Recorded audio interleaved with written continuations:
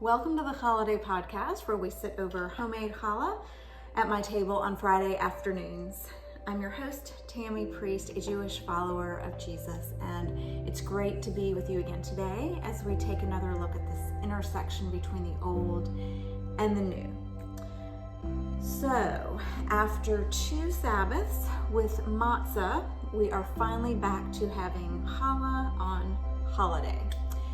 And as I was braiding today, I thought about another thing from the Sabbath that is also braided, the Havdalah candle. So what's that? Most of you are probably wondering. Well, this is what it looks like, and I'd love to share a little bit about what it is, and also one thing that we can learn from Havdalah today together. So tonight is the beginning of the Sabbath, Shabbat, and it's when we light these candles and we bless this bread and we enter into God's rest. But tomorrow night, as the sun starts to set, actually, officially, as soon as 3 stars become visible in the night sky, we observe Havdalah. And it's the end of the Sabbath service or ritual. And it's really this multi-sensory experience with 3 really key moments. So first, we pour a glass of wine to literally overflowing into a little saucer like this.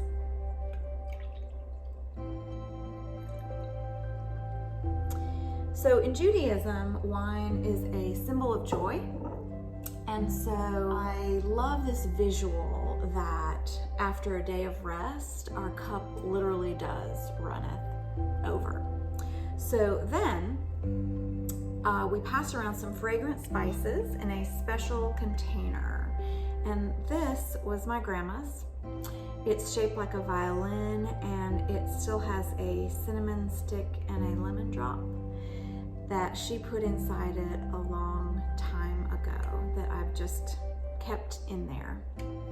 Sometimes on Saturday evenings, I'll just hold it and think about her at the end of Shabbat. Anyway, in ancient times, instead of a box with cinnamon or cloves or some other fragrant spice, people would pass a bouquet of myrtle leaves, and it has this really sweet aroma, and each person pauses with it and takes a deep breath to savor the sweetness of God's rest and to carry it into the week, which I think is a beautiful ritual. It's a beautiful thing that makes me wonder, if I'm honest, what it would look like if I truly treasured Sabbath rest in this way, that I'd want to take it in and savor it as it's ending.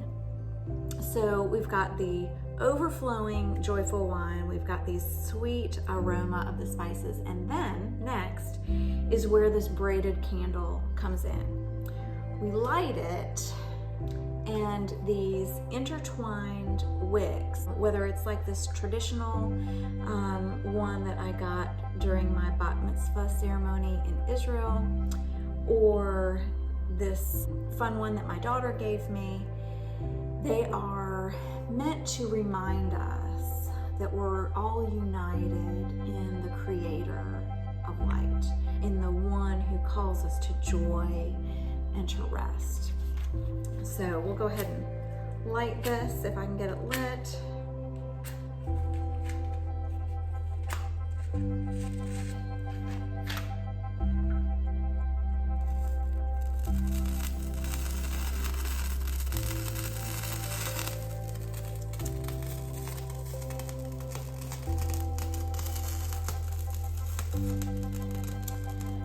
So we have this overflowing wine, our abundant joy, and this sweet aroma of rest and this light.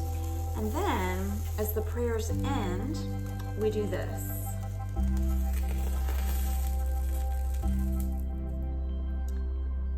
And with that, the Sabbath is over.